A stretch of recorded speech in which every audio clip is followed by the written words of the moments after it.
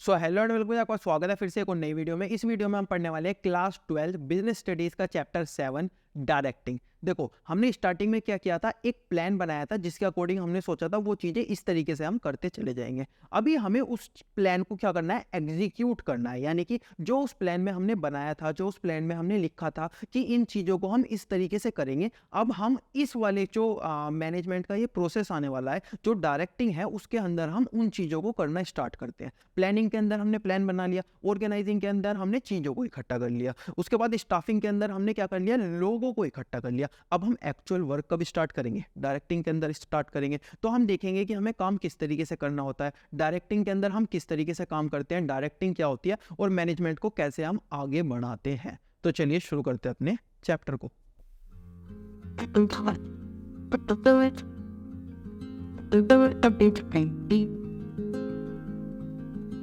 तो video start करने से पहले कुछ बेसिक बातें, कैसे आप इस वीडियो को देखकर मिनिमम इनपुट देकर मैक्सिमम आउटपुट निकाल सकते हो। ये बातें मैं हर वीडियो के स्टार्टिंग में बोलता हूँ। अगर आपको ये बातें पहले से पता है तो आप डायरेक्टली टॉपिक 1 के ऊपर जंप कर सकते हो। सबसे पहली बात, कभी कभी चैप्टर इतना बड़ा होता है कि बच्चे को पता नहीं चल पाता कि सबसे पहले उसको ये पढ़ना है, उसके बाद उसको ये पढ़ना है, उसके बाद उसको ये पढ़ना है और इस तरीके से उसको चैप्टर फिनिश करना है। तो मैंने क्या किया है ना, मैंने हर चैप्टर को छोटे छोटे टॉपिक्स में डिवाइड किया है। अभी आपको पता होगा कि सबसे पहले आपको टॉपिक 1 पढ़ना है, उसके बाद टॉपिक 2 पढ़ना है, उसके बाद टॉपिक 3 पढ़ना है और इस तरीके से आपको अपने चैप्टर को फिनिश करना है। सेम इसी तरीके से मैंने यूट्यूब वीडियो के अंदर भी चैप्टर बना दिए हैं, जिससे कि आप डायरेक्टली किसी भी टॉपिक के ऊपर जंप कर सकते हो। दूसरी बात, अभी आपको किसी भी चैप्टर को पढ़ने के लिए वीडियो का पार्ट 1, पार्ट 2, पार्ट 3 ढूंढने की जरूरत नहीं पड़ेगी। मैंने पूरा का पूरा चैप्टर सिर्फ और सिर्फ एक वीडियो में कवर किया है। तीसरी बात, इस वीडियो के अंदर जो भी आप पढ़ोगे उसके नोट्स बनाने की जरूरत आपको नहीं है। वो सारे के सारे नोट्स आपको हमारे टेलीग्राम चैनल पे मिल जाएंगे, जिसका लिंक आपको डिस्क्रिप्शन में मिल जाएगा, वहां से आप डाउनलोड कर सकते हो।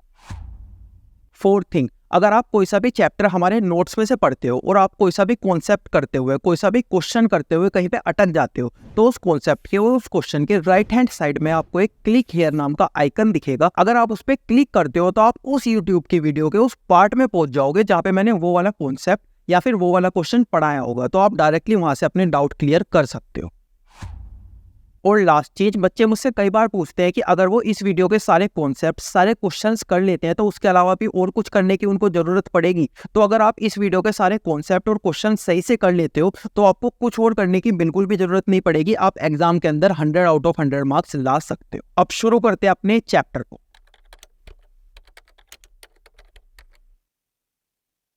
टॉपिक 1 हमारे पास आता है meaning and characteristic of directing. Directing का क्या मतलब होता है और इसकी क्या क्या कैरेक्टरिस्टिक होती है। देखो, अभी तक हमने क्या क्या पढ़ लिया। सबसे पहले हमने प्लान किया, अपना प्लान बनाया ऑर्गेनाइजेशन के लिए।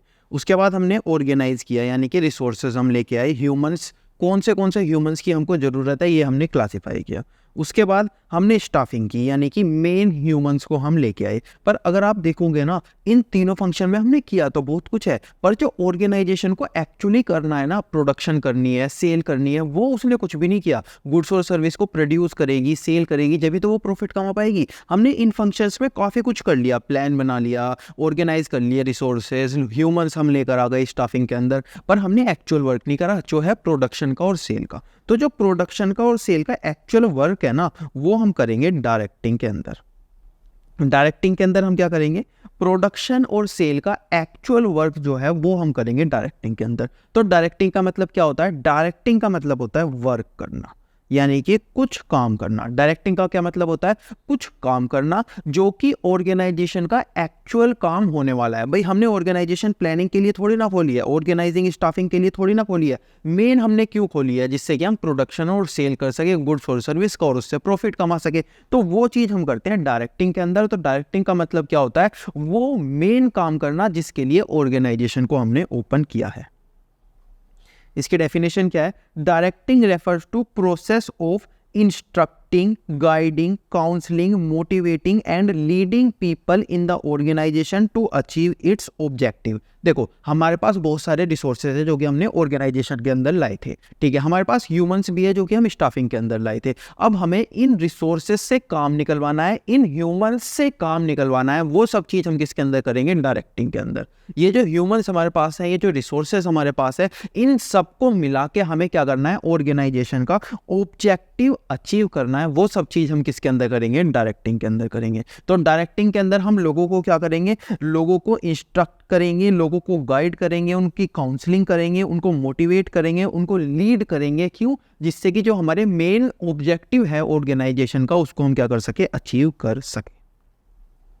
अब देखते हैं इसकी कैरेक्टरिस्टिक। डायरेक्टिंग इनिशिएट एक्शन, इसका क्या मतलब होता है? देखो हमने अभी देखा कि हमने ये वाले बहुत सारे रिसोर्सेज क्या, बहुत सारे फंक्शंस क्या कर लिए, परफॉर्म कर लिए मैनेजमेंट के, लेकिन जो मेन काम है हमारा क्या, वो हमने स्टार्ट किया, हमने प्लान कर लिया, ऑर्गेनाइज कर लिया, स्टाफिंग कर लिया। अब लेकिन जो मेन काम है हमारा डायरेक्टिंग, क्या हमने वो स्टार्ट किया? जो हमारा प्रोडक्शन और सेल का काम है वो हमने स्टार्ट किया? नहीं स्टार्ट किया। तो डायरेक्टिंग वो पहला फंक्शन है। वैसे तो मैनेजमेंट के हमने 3 फंक्शन परफॉर्म कर लिए, चौथा फंक्शन डायरेक्टिंग है, लेकिन मैनेजमेंट का वो पहला फंक्शन कौन सा है जिसके अंदर हम एक्चुअल काम करते हैं, जो कि हमारे एक्शंस को इनिशिएट करता है, वो होता है डायरेक्टिंग। तो डायरेक्टिंग मैनेजमेंट का पहला और आखिरी फंक्शन होता है जिसके अंदर हम एक्चुअल काम करते हैं, अपने एक्शंस को क्या करते हैं, इनिशिएट करते हैं। तो ये इसकी कैरेक्टरिस्टिक होती है, डायरेक्टिंग इनिशिएट एक्शन। डायरेक्टिंग वो वाला फंक्शन होता है जिसके अंदर हम क्या करते हैं, एक्चुअल काम करते हैं। Directing initiate action in the organisation, main काम ऑर्गेनाइजेशन के अंदर कौन कराएगा, डायरेक्टिंग कराएगा। इसके बाद दूसरा feature, directing take place at every levels of management. देखो मैनेजमेंट के कितने फंक्शंस होते हैं, मैनेजमेंट के अलग अलग फंक्शंस होते हैं। जैसे सबसे पहले होता है प्लानिंग, उसके बाद होता है ऑर्गेनाइजिंग, उसके बाद स्टाफिंग, उसके बाद डायरेक्टिंग, उसके बाद कंट्रोलिंग। ये सब काम कौन करता है? ये सब काम टॉप लेवल मैनेजमेंट करते हैं, फिर मिडिल लेवल मैनेजमेंट करते हैं, फिर लोअर लेवल मैनेजमेंट करते हैं। अब ये जो हमारा डायरेक्टिंग का फंक्शन है ना, वो तीनों लेवल पे परफॉर्म होता है। यहाँ पे टॉप लेवल पे डायरेक्टिंग करता है, मिडिल लेवल पे डायरेक्टिंग करता है और लोअर लेवल पे डायरेक्टिंग करता है। तो हम ये बोल सकते हैं जो डायरेक्टिंग है वो हर लेवल पे ऑर्गेनाइजेशन के अंदर की जाती है। टॉप लेवल क्या करेगा, प्लान करेगा, रिसोर्सेज लाएगा, कहाँ से सब चीज़ ऑर्गेनाइज करनी है वो सब कुछ करेगा, कितने ह्यूमंस की जरूरत है वो सब कुछ टॉप लेवल डिसाइड करेगा। फिर मैनेजर्स क्या करवाएगा, मैनेजर्स जो मिडिल लेवल है वो क्या करवाएंगे, उसके अंदर मैनेजर्स आते हैं, वो सब क्या करवाएंगे, वो लोअर लेवल से काम करवाएंगे। तो हर कोई ना कोई परफॉर्म कर रहा है क्या, वर्क, उसको हम क्या बोल रहे हैं, डायरेक्टिंग। इसीलिए हम क्या बोलते हैं कि directing take place at every level of management, चाहे वो टॉप लेवल हो, चाहे वो सुपीरियर लेवल हो, या फिर चाहे वो सबसे लोअर लेवल हो, उसके अंदर भी वो परफॉर्म करेंगे।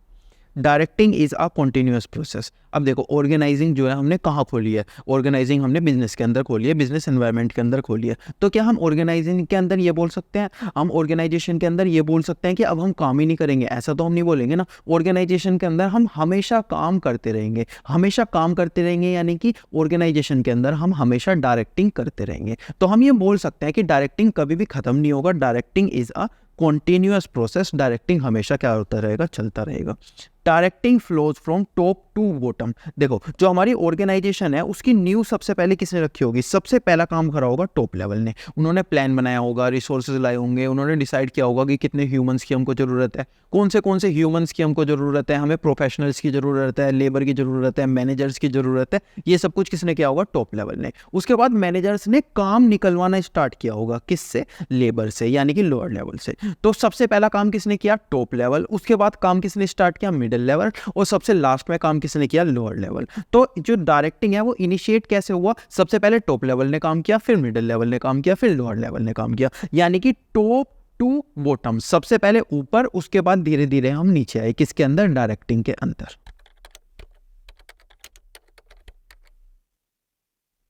टॉपिक 2 हमारे पास आता है इंपोर्टेंस ऑफ डायरेक्टिंग। क्यों हमें डायरेक्टिंग की जरूरत होती है ऑर्गेनाइजेशन के अंदर। सबसे पहला, हेल्प्स इन इनिशिएट एक्शन। हमने ये देख लिया कि प्लानिंग हमने कर ली, ऑर्गेनाइजिंग कर ली, स्टाफिंग कर ली, लेकिन किसी के अंदर भी हमने एक्चुअल काम किया नहीं किया। डायरेक्टिंग के अंदर हम एक्चुअल काम करेंगे, जिसके लिए हमने ऑर्गेनाइजेशन को ओपन किया है। क्या करेंगे, प्रोडक्शन और सेल करेंगे गुड्स और सर्विस का, जिससे कि हमें एक्चुअल में प्रॉफिट होने वाला है। तो डायरेक्टिंग क्या करता है, हमारी हेल्प करता है इनिशिएट एक्शन, यानी कि एक्शन को स्टार्ट करने के लिए हमारी हेल्प करता है। इसके बाद इंटीग्रेट एम्प्लॉयज एफर्ट्स, यानी कि अलग अलग एम्प्लॉयज अगर अलग अलग तरीके से काम करेंगे तो हम ऑर्गेनाइजेशन के अंदर सर्वाइव नहीं कर पाएंगे। जैसे सपोज हमें ये गुड बनाना है, अब इस गुड को बनाने के लिए ना अलग अलग तरीके हो सकते हैं। जैसे एक तरीका हो सकता है ऑल्टरनेटिव 1, एक तरीका हो सकता है ऑल्टरनेटिव 2, एक तरीका हो सकता है ऑल्टरनेटिव 3। अब ये सारे जो एम्प्लॉयज़ है ना, कुछ बोल रहे हैं 10 एम्प्लॉयज़ बोल रहे हैं कि हम ये वाला तरीका फॉलो करेंगे, 12 एम्प्लॉयज़ बोल रहे हैं हम ये वाला फॉलो करेंगे, 5 एम्प्लॉयज़ बोल रहे हैं हम ये वाला फॉलो करेंगे। तो क्या हमारी ऑर्गेनाइजेशन सर्वाइव कर पाएगी? हमें क्या इन सब के लिए अलग अलग मशीनें लानी पड़ेगी, अलग अलग एनवायरनमेंट देना पड़ेगा, जिससे कि कुछ लोग ये फॉलो करें, कुछ लोग ये फॉलो करें, कुछ लोग ये फॉलो करें। यूनिफॉर्म होना चाहिए ना सब कुछ। अगर हर एम्प्लॉय एक चीज़ फॉलो करेगा तो ऑर्गेनाइजेशन को फायदा होगा। तो इससे हम क्या करेंगे, इंटीग्रेट करेंगे एम्प्लॉयज़ के एफर्ट्स को, एम्प्लॉयज़ एक साथ के काम कर सके, उसमें क्या करेंगे, हम हेल्प करेंगे। किसकी हेल्प से ये चीजें हो पाएगी? ये चीजें हो पाएगी डायरेक्टिंग की हेल्प से। तो डायरेक्टिंग क्या करता है, इंटीग्रेट करता है एम्प्लॉयज एफर्ट। इसके बाद guide employees to fully realise their potential. अब जो एम्प्लॉयज होते हैं ना, सपोज एक एम्प्लॉय है, ये है एम्प्लॉय ए, ये है एम्प्लॉय बी, ये तो 200 यूनिट बना रहा है और ये 100 यूनिट बना रहा है पर डे। क्या? Per day. ये 200 यूनिट बना दे रहा है गुड्स की, ये 100 यूनिट बना पा रहा है। तो हमें बी को मोटिवेट करना पड़ेगा, देख अगर ए कर सकता है तो तू भी कर सकता है। ऐसा होगा, अगर ए को प्रमोशन मिलेगा तो तेरे को भी प्रमोशन मिलेगा। तो ये सब कुछ किसके बेस पे होगा? ये सब कुछ हमें मोटिवेट करना पड़ेगा, उनको लीड करना पड़ेगा, जिससे कि जो एम्प्लॉयज़ है वो भी क्या कर सके, अपने आप को पुश कर सके और उनकी भी ग्रोथ हो सके। उसकी हेल्प से क्या होगी, हमारी ऑर्गेनाइजेशन की भी ग्रोथ होगी। तो हम क्या करेंगे, गाइड करेंगे एम्प्लॉयज़ को to fully realise their potential, कि अपने पोटेंशियल को रियलाइज करो और आप खुद भी ग्रो करो और हमारी ऑर्गेनाइजेशन को भी ग्रो करो। Directing facilitate introduction of needed changes in the organisation. देखो पहले हम क्या करते थे ना, हम ऑर्गेनाइजेशन के अंदर ये जो गुड है इसको बनाने के लिए, जो हम ऑर्गेनाइजेशन के अंदर गुड बनाते थे उसको बनाने के लिए लेबर यूज़ करते थे। क्या यूज़ करते थे? लेबर यूज़ करते थे। अब धीरे धीरे टाइम बीत गया, धीरे धीरे टाइम बीत गया। अब ये जो गुड है ना, इसे बनाने के लिए जो हमारे कॉम्पिटिटर्स है उन्होंने मशीन का यूज़ करना स्टार्ट कर दिया। क्या? मशीन का। तो हमको भी क्या लेबर से ही हम काम करते रहेंगे? नहीं, हम किससे करेंगे? मशीन से काम करना स्टार्ट करेंगे। तो हमने क्या किया, हमने अपने एनवायरनमेंट को चेंज किया। अब जो हमारे एम्प्लॉयज़ हैं, यहाँ पे बहुत सारे एम्प्लॉयज़ हैं या फिर हमारी लेबर है, अब इन लोगों को भी तो जो हाथ से काम करते थे ये पहले, अब इन्हें मशीन पे शिफ्ट होना पड़ेगा। तो हम क्या करेंगे, हम इनको मशीन पे कैसे शिफ्ट करेंगे, हम इनको मशीन पे शिफ्ट करने के लिए हेल्प लेंगे डायरेक्टिंग की। हम इन्हें सिखाएंगे, हम इनको लीड करेंगे, इनको मोटिवेट करेंगे कि तुम भी मशीन यूज़ कर सकते हो, तुम्हें अगर मशीन यूज़ करनी है तो तुम ऐसे मशीन यूज़ कर सकते हो। ये सब किसके अंदर करेंगे, हम डायरेक्टिंग के अंदर करेंगे। तो डायरेक्टिंग हमारी हेल्प करेगा। Directing facilitate introduction of needed changes in the organisation. Organisation के अंदर अगर हमें कोई चेंज लाना है तो हम किसकी हेल्प से ला सकते हैं? डायरेक्टिंग की हेल्प से ला सकते हैं। Effective directing help to bringing stabilisation and balance in the organisation. Directing की हेल्प से हम मोटिवेट करेंगे, लीड करेंगे, काउंसिल करेंगे लोगों को। तो हम क्या कर सकते हैं, हमारा जो कॉर्पोरेशन है या फिर कमिटमेंट है पीपल्स का, उसको इंक्रीज कर सकते हैं, जिससे कि हमारी ऑर्गेनाइजेशन क्या हो जाएगी, एक बैलेंस ऑर्गेनाइजेशन हो जाएगी। हर इंसान मिलजुल के एक दूसरे के साथ काम करेगा, जिससे कि हम ऑर्गेनाइजेशन का जो गोल है उसको अचीव कर पाएंगे।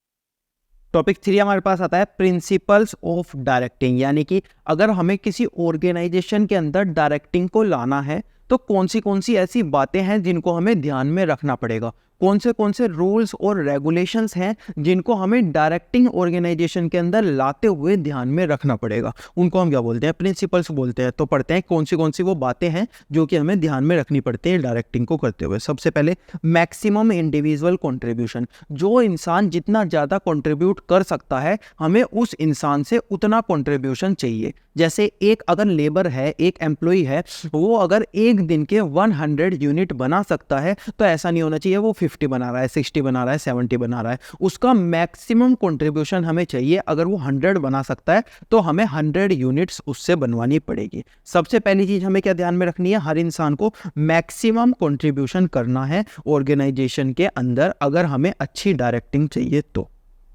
दूसरी चीज हार्मोनाइज ऑफ ऑब्जेक्टिव, यानी कि ऑब्जेक्टिव क्या होना चाहिए, सबका सेम होना चाहिए। जैसे अगर ये प्रोडक्शन डिपार्टमेंट है, प्रोडक्शन डिपार्टमेंट क्या बोल रहा है कि मैं 500 यूनिट्स बनाऊंगा। सेल डिपार्टमेंट बोल रहा है अरे तो 500 क्यों बना रहा है, मैं तो 1000 यूनिट सेल करूंगा। अब प्रोडक्शन डिपार्टमेंट बनाएगा ही नहीं तो सेल्स डिपार्टमेंट सेल क्या करेगा, तो इनका गोल क्या हो गया, अलग हो गया। इसका गोल हो गया 500 यूनिट, इसका गोल हो गया 1000 यूनिट। इन्हें मिलजुल के रास्ता निकालना चाहिए 750 यूनिट्स। तो सबका गोल क्या होना चाहिए, सेम होना चाहिए। उसको हम क्या बोलते हैं, उसको हम बोलते हैं हार्मोनी ऑफ ऑब्जेक्टिव। जब सबका गोल एक होता है तो उसको हम बोलते हैं हार्मोनी ऑफ ऑब्जेक्टिव। डायरेक्टिंग के अंदर भी क्या होना चाहिए, हार्मोनी होनी चाहिए, ऑब्जेक्टिव की, गोल होना चाहिए सबका एक। यूनिटी ऑफ कमांड, जैसे अगर एक एम्प्लॉय है उसको प्रोडक्शन मैनेजर भी बोल रहा है कि भाई तुझे ना 1000 यूनिट का प्रोडक्शन करना है, क्या करना है, 1000 यूनिट का प्रोडक्शन करना है। सेल्स मैनेजर बोल रहा है कि तुझे 50 यूनिट सेल करनी है। यहाँ पे मार्केटिंग मैनेजर आ जा रहा है, तुझे वो बोल रहा है कि तुझे जो टीवी पे ऐड दिए गए थे क्या तूने वो चलवा दिए, और नहीं चलवाए तो उसको चला। तो ये एम्प्लॉय कंफ्यूज नहीं हो जाएगा कि मैं किससे ऑर्डर लूँ, किससे रिसीव करूँ। अगर हम इसको सिंप्लीफाई कर दें, एक एम्प्लॉय है एक बॉस है, तो ये जो एम्प्लॉय है ये इससे ऑर्डर लेगा और अपने काम की इन्फॉर्मेशन किसको देगा, इसको देगा। तो यहाँ पे क्या कर दिया हमने, सिंप्लीफिकेशन कर दिया। अब एम्प्लॉय कंफ्यूज नहीं होगा, जबकि पहले पार्ट में क्या हो जाता है, एम्प्लॉय कंफ्यूज हो जाता। तो हमें क्या करना है, एक एम्प्लॉय को ऑर्डर रिसीव होने चाहिए सिर्फ और सिर्फ एक इंसान से, वन सुपीरियर से। उसको हम क्या बोलेंगे, यूनिटी ऑफ कमांड बोलेंगे। हर ऑर्गेनाइजेशन के अंदर, डायरेक्टिंग के अंदर क्या होना चाहिए, यूनिटी ऑफ कमांड। एक इंसान को ऑर्डर रिसीव करने हैं तो सिर्फ और सिर्फ एक इंसान से वो ऑर्डर रिसीव करेगा। इसके बाद एप्रोप्रिएटनेस ऑफ डायरेक्टिंग टेक्निक। देखो डायरेक्टिंग के अंदर हम बहुत सारी चीज़ें करेंगे, जैसे काउंसलिंग करेंगे, मोटिवेशन करेंगे, लीडरशिप करेंगे। अगर सपोज मेरे को लीडरशिप आती नहीं है, मैं लीडरशिप करूंगा, गलत लीडरशिप करूंगा, तो क्या ऑर्गेनाइजेशन के अंदर अच्छे से डायरेक्टिंग हो पाएगी, अच्छे से मैनेजमेंट हो पाएगा, नहीं। तो हम जितनी भी चीज़ डायरेक्टिंग के अंदर करने वाले हैं ना, उनको अप्रोप्रिएट तरीके से करना है। हम जो भी टेक्निक डायरेक्टिंग की अपनाने वाले हैं अपनी ऑर्गेनाइजेशन के अंदर, उनको हमें अच्छे से अपनाना है, उनको हमें अच्छे से अप्रोप्रिएटनेस उनके अंदर हमको लानी है, जिससे कि हमारी डायरेक्टिंग अच्छी हो सके। तो हमें क्या करना है, appropriateness of directing technique. Directing की टेक्निक जो हम यूज करने वाले हैं, मोटिवेशन, लीडर या वगैरह वगैरह जो भी हम करने वाले हैं, उसको हमें अच्छे से यूज करना है। इसके बाद मैनेजरियल कम्युनिकेशन। मैनेजरियल कम्युनिकेशन जैसे सपोज ये फर्म है, इसने अपने एक एम्प्लॉय को बोला था, एम्प्लॉय कल को ना 9 बजे आ जाइयो। कितने, 9 बजे आ जाइयो। इसने बोला था 9 बजे आ जाइयो। एम्प्लॉय ने सोचा 9 PM ये बोल रही है, जबकि ये बोल रही थी 9 AM। तो यहाँ पे क्या हो गया, कम्युनिकेशन गैप आ गया, जिसकी वजह से ऑर्गेनाइजेशन का हो सकता है फायदा ना हो और इवन लॉस भी उसका हो जाए। तो कम्युनिकेशन क्या होनी चाहिए, अच्छे से कम्युनिकेशन होनी चाहिए हर ऑर्गेनाइजेशन के अंदर। मैनेजरियल कम्युनिकेशन अच्छे से होनी चाहिए ऑर्गेनाइजेशन के अंदर, डायरेक्टिंग के अंदर, मैनेजमेंट के अंदर। इसके बाद use of informal organisation. Informal organisation क्या होती है, देखो ऑर्गेनाइजेशन के अंदर ना 2 पार्ट होते हैं, एक तो फॉर्मल, एक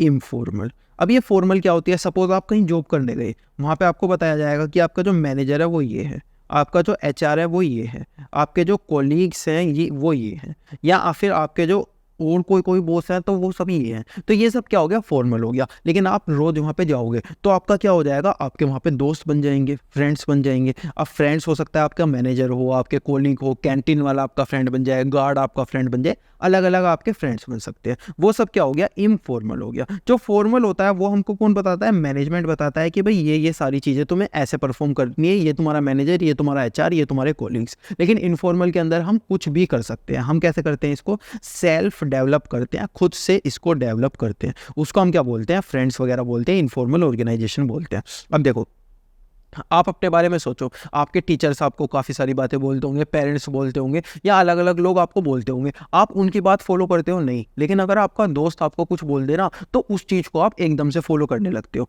तो फॉर्मल ऑर्गेनाइजेशन तो हम फॉलो करेंगे ही, डायरेक्टिंग के अंदर हम फॉर्मल ऑर्गेनाइजेशन के ऊपर तो ध्यान देंगे कि भाई ये जो फॉर्मल ऑर्गेनाइजेशन है ना, ये अच्छे से हम इसको यूज़ करें, इसकी अच्छे से हम रिलेशनशिप बनाएं ऑर्गेनाइजेशन के अंदर। लेकिन ये जो इनफॉर्मल है ना, इसको भी हमें क्या करना है, यूज़ करना है डायरेक्टिंग के अंदर, जिससे कि हमारी डायरेक्टिंग एनहेंस हो सके, अच्छी हो सके, हमारा मैनेजमेंट अच्छा हो सके। तो ये क्या बोलता है, ये पॉइंट बोलता है कि जो मैनेजमेंट के अंदर इनफॉर्मल ऑर्गेनाइजेशन क्रिएट हो चुकी है, उसको भी हमें क्या करना है, यूज करना है। इसके बाद लीडरशिप। लीडरशिप सबसे ज़्यादा इंपॉर्टेंट होती है। अगर सपोज मैं किसी से बोलता हूँ, ओए सुन कल शाम तक ये वाला काम करती हो, मुझे नहीं पता, तो उसके ऊपर इन्फ्लुएंस आएगा, यार ये इंसान मुझसे कैसे बोल रहा है, इसको तमीज़ से बोलना चाहिए, ऐसा वो सोचेगा। लेकिन अगर मैं उसको बोलता हूँ कि आ जाओ बैठो, जो मैंने आपको काम दिया था वो चल रहा है, वो सही चल रहा है, ठीक है, अगर मैं आपको ये काम देता हूँ तो आप कल शाम तक इसको पूरा कर दोगे, आपको क्या क्या डिफिकल्टी आ सकती है ये काम करने में, तो वो क्या सोचेगा, यार मेरे को अच्छे से काम दिया गया, तो वो उस चीज़ में अपना एफर्ट डालेगा। तो हमको क्या करनी है, हमें जो लीडरशिप है ना वो अच्छी करनी है, गुड लीडरशिप करनी है। जो मैनेजर करेंगे वो क्या करेंगे, एक्सरसाइज करेंगे गुड लीडरशिप।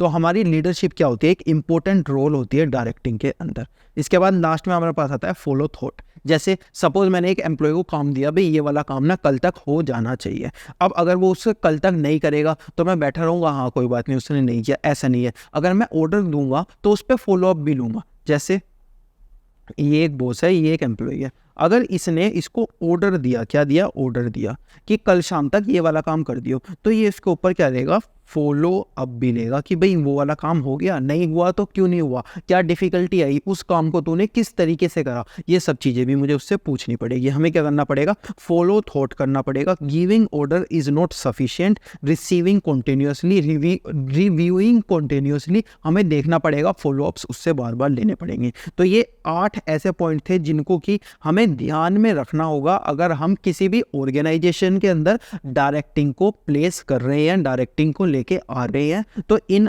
8 पॉइंट का हमें क्या रखना पड़ेगा, ध्यान रखना पड़ेगा। उसको हम बोलते हैं प्रिंसिपल्स ऑफ डायरेक्टिंग।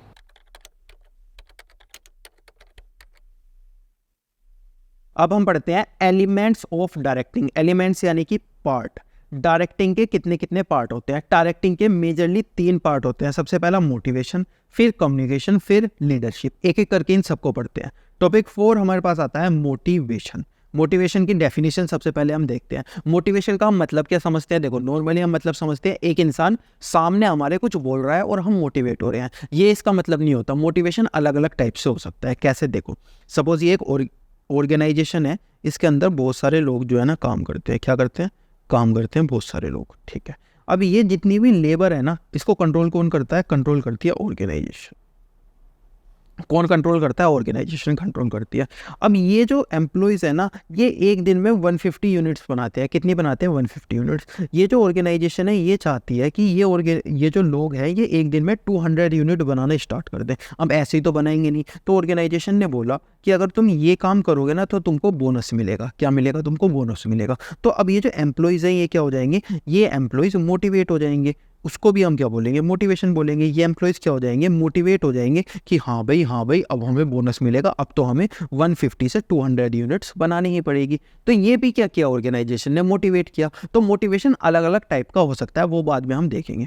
अभी देखते हैं मोटिवेशन की फिलहाल डेफिनेशन क्या होती है। अगर हम इस एग्जाम्पल को एनालाइज करें तो ऑर्गेनाइजेशन ने क्या किया है, ऑर्गेनाइजेशन को जो इसके एम्प्लॉयज़ थे उनसे कुछ काम करवाना था अपने अकॉर्डिंग। फिर से देखो, ऑर्गेनाइजेशन को इन लोगों से कुछ काम करवाना था अपने अकॉर्डिंग। तो इस ऑर्गेनाइजेशन ने इनको क्या दिया, लालच दिया, इनको इनिशिएटिव दिया कि अगर तुम ये वाला काम इस तरीके से कर देते हो तो तुमको क्या हो जाएगा, फायदा हो जाएगा, तुमको बोनस मिलेगा, तुमको इनिशिएटिव मिलेगा। इस चीज को हम क्या बोलते हैं, मोटिवेशन बोलते हैं। तो दूसरों के जो एक्ट कर रहे हैं, जो दूसरे लोग एक्ट कर रहे हैं, उस एक्ट को इन्फ्लुएंस करना। पहले ये क्या कर रहे थे, 150 बना रहे थे, अब बना रहे हैं 200। तो हमने क्या किया, इनके एक्ट को इन्फ्लुएंस किया, उसको हमने क्या बोला, मोटिवेशन बोला। इसकी डेफिनेशन देख लेते हैं। Motivation means process of making subordinate act in desired manner. जो मैं चाहता हूं ये लोग उस तरीके से काम करें, अगर मैं इनको इनिशिएटिव देके उस तरीके से काम करवा पा रहा हूं तो मैं ये क्या हो जाएगा, ये हो जाएगा मोटिवेशन। इसके देख लेते हैं फीचर्स।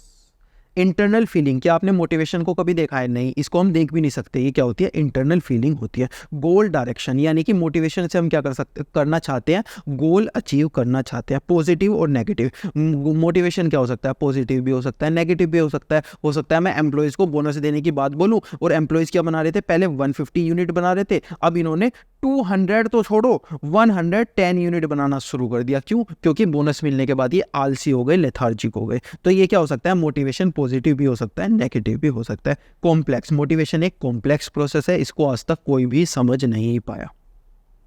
इसके बाद तीसरा पार्ट हमारे पास आता है, तीसरा पॉइंट हमारे पास आता है Maslow's need hierarchy theory of motivation, यानी कि जो ह्यूमंस होते हैं उनकी अलग अलग नीड होती है, वो अलग अलग नीड किस तरीके से काम करती है। अगर हमें किसी को मोटिवेट करना है ना तो हमें उसकी नीड को फुलफिल करना पड़ेगा। तो वो नीड होती क्या है, वो चीज़ हम इस थ्योरी के अंदर देखेंगे।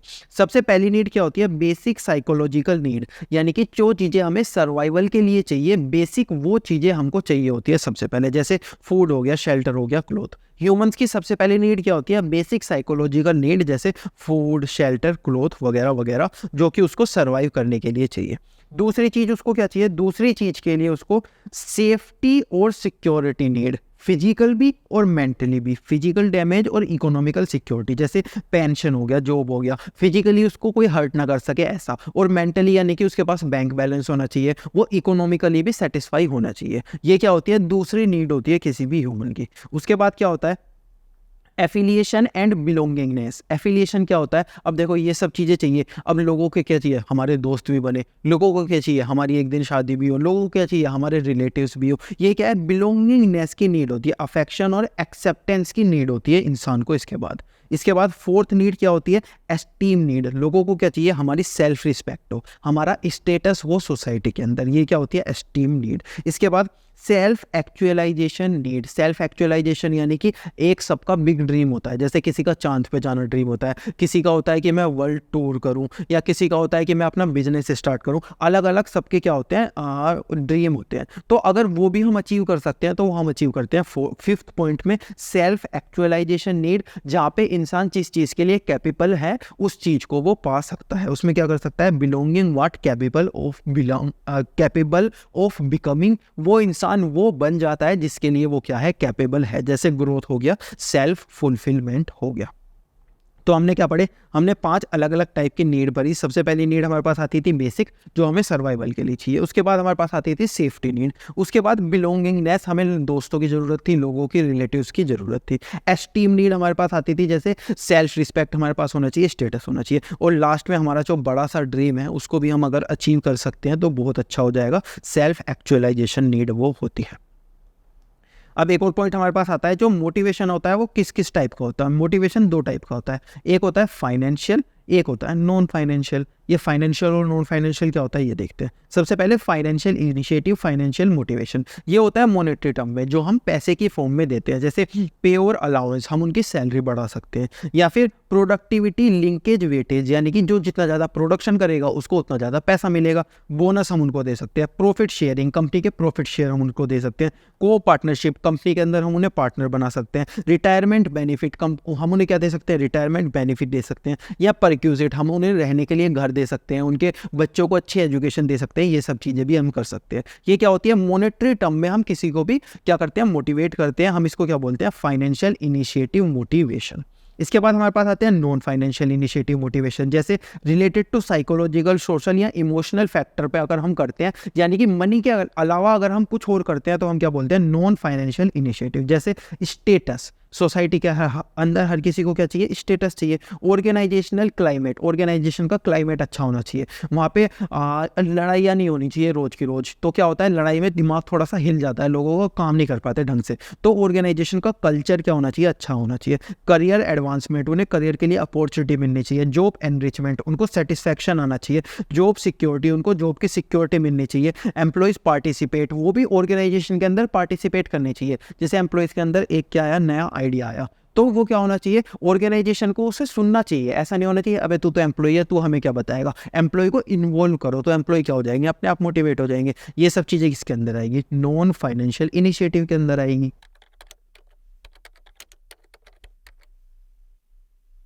टॉपिक 5 हमारे पास आता है लीडरशिप। लीडरशिप का मतलब क्या होता है, दूसरे लोगों को इन्फ्लुएंस करना वो गोल अचीव करने के लिए जो मैं चाहता हूं। जैसे सपोज ये ऑर्गेनाइजेशन है, इसके बहुत सारे एम्प्लॉयज़ हैं, क्या है, बहुत सारे एम्प्लॉयज़ हैं। अब ये इन एम्प्लॉयज़ को ना क्या कर रहा है, इन एम्प्लॉयज़ को इन्फ्लुएंस क्या कर रहा है, क्या कर रहा है, इन्फ्लुएंस कर रहा है उस गोल को अचीव करने के लिए। वो गोल को अचीव करने के लिए जो गोल क्या है, ऑर्गेनाइजेशन का है, वो गोल जो ऑर्गेनाइजेशन का है, उस गोल को अचीव करने के लिए दूसरे लोगों को इन्फ्लुएंस करना, उसको हम क्या बोलते हैं, लीडरशिप बोलते हैं। Process of influencing the behaviour of other people, दूसरे लोगों को इन्फ्लुएंस करना, उनके बिहेवियर को इन्फ्लुएंस करना, मेकिंग देम स्ट्रीव वॉलंटरीली, यानी कि उनको उस तरीके से काम करवाना जिससे कि हमारा जो कॉमन गोल है वो अचीव हो सके। इसके फीचर्स क्या होते हैं? इसके फीचर होते हैं, सबसे पहला इन्फ्लुएंसिंग पीपल, हम इसके अंदर क्या करते हैं, दूसरे लोगों को इन्फ्लुएंस कर रहे हैं। बिहेवियरल चेंज, हम उनको इन्फ्लुएंस करके क्या करवाना चाह रहे हैं, जो उनका बिहेवियर है उसको चेंज कराना चाह रहे हैं। अगर वो एक दिन में 1000 यूनिट बनाते हैं तो हम क्या चाहते हैं, वो एक दिन में 2000 यूनिट बनाए, वो अपने बिहेवियर को क्या करे, चेंज करे लीडरशिप के थ्रू। इंटरपर्सनल रिलेशनशिप, इसके अंदर हम क्या कर रहे हैं, रिलेशनशिप बिल्ड कर रहे हैं, किसके अंदर, एक बॉस के अंदर और उसके एम्प्लॉयज के अंदर। इसके बाद कॉन्टिन्यूअस प्रोसेस, ये क्या है, कॉन्टिन्यूअस प्रोसेस है, हमेशा चलने वाला प्रोसेस है। ऑर्गेनाइजेशन के अंदर, डायरेक्टिंग के अंदर, मैनेजमेंट के अंदर लीडरशिप कभी भी खत्म नहीं होगा। इसके बाद exercise to achieve common goal, यानी कि ये हम क्यों करते हैं, हमने यहाँ पे क्यों किया, जिससे कि जो ऑर्गेनाइजेशन का कॉमन गोल है वो अचीव कर सके हम इन ऑर्गेनाइजेशन के एम्प्लॉयज के थ्रू। इसके बाद लास्ट में हमारे पास आता है लीडरशिप स्टाइल। लीडरशिप की अलग अलग स्टाइल हो सकती है। सबसे पहला ऑथेंटिक या फिर ऑटोक्रेटिक लीडरशिप। ऑटोक्रेटिक लीडरशिप क्या होती है, वो लीडरशिप जो कि सिर्फ और सिर्फ टॉप लेवल मैनेजमेंट करता है। देखो हमारे पास कितने लेवल के मैनेजमेंट होते हैं, टॉप, मिडल और लोअर। अब जो ये वाली लीडरशिप की टाइप होती है, ये जो ऑटोक्रेटिक लीडरशिप होती है, इसके अंदर क्या होता है, इसके अंदर जो टॉप लेवल मैनेजमेंट होता है वो सारे के सारे डिसीजन ले लेता है, मिडिल लेवल कुछ नहीं लेता, लोअर लेवल कुछ नहीं लेता, उसको हम क्या बोलते हैं, ऑटोक्रेटिक लीडरशिप उसको हम बोलते हैं। इसके बाद दूसरे लीडरशिप का स्टाइल आता है हमारे पास, जो कि होती है डेमोक्रेटिक या फिर पार्टिसिपेटिव लीडरशिप। इसके अंदर क्या होता है, इसके अंदर सिर्फ सारे के सारे डिसीजन टॉप लेवल नहीं लेगा, इसके अंदर सब लोग मिलजुल के डिसीजन लेंगे। टॉप लेवल का फाइनल थप्पा लगेगा कि हाँ ये चीज ऐसे होने वाली है, लेकिन सजेशंस कौन दे सकते हैं, मिडिल लेवल भी दे सकता है, लोअर लेवल भी दे सकता है, उसको हम क्या बोलते हैं, डेमोक्रेटिक डिसीजन बोलते हैं। और लास्ट में हमारे पास क्या आता है, लास्ट में हमारे पास आता है फ्री रेंज या फिर लेजेस फेयर्स लीडरशिप। इसके अंदर क्या होता है, इसके अंदर हर किसी को फ्रीडम होती है, जो भी चाहे वो अपना डिसीजन किसी भी तरीके से ले सकता है। लोअर लेवल चाहे तो वो अपना डिसीजन अपने हिसाब से ले सकता है, मिडिल अपने हिसाब से, टॉप अपने हिसाब से, कोई किसी को कुछ नहीं बोलता। ये कौन सी होती है, तीसरी टाइप की होती है फ्री रेंज, यानी कि इसके अंदर हर कोई अपना डिसीजन अपने हिसाब से ले सकता है।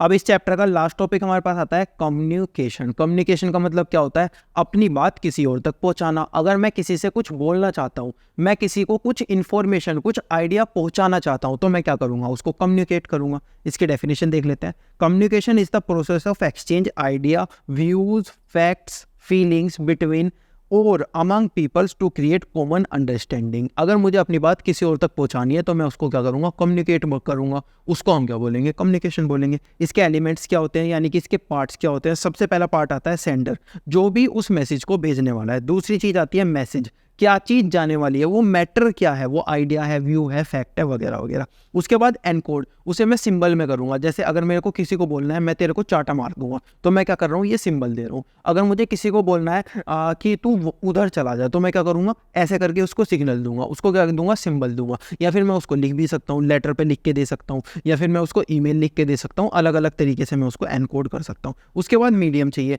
क्या मैं उसे बोल के ये चीज़ बताऊँगा, या फिर मैं उसको लिख के ये चीज़ बताऊँगा, या फिर मैं उसको व्हाट्सएप पे मैसेज भेज के ये चीज़ बताऊंगा। ये क्या होगा, मीडियम होगा। इंटरनेट पे बताऊंगा, ये सब चीज़ क्या होगी, मीडियम होगी। उसके बाद डिकोड, जब वो रिसीवर उस मैसेज को रिसीव करेगा तो उसको क्या करेगा, मैसेज को समझेगा, यानी कि उसको क्या करेगा, डिकोड करेगा। उसके बाद वो उसके ऊपर अपना फीडबैक देगा। जैसे अगर मैं उसको बोलूँगा चाटा, ऐसे करके कि मैं तेरे को चाटा मार दूंगा, तो वो भी मुझे बदले में क्या बोलेगा, मैं भी तेरे को मार दूंगा। तो उसने क्या दिया, मेरे को फीडबैक दिया। इसके बाद नॉइज, नॉइज का मतलब क्या होता है, मैं उसे बोलने वाला था इधर आ, उसने क्या समझ लिया, चाटा, तो ये क्या हो गया, बीच में नॉइज आ गई, बीच में हिंड्रेंस आ गया, उसने क्या समझ लिया, मिसकम्युनिकेशन हो गया। तो ये सब चीज़ क्या होते हैं, ये सब चीज़ पार्ट होते हैं कम्युनिकेशन के, उसको हम बोलते हैं एलिमेंट्स ऑफ कम्युनिकेशन।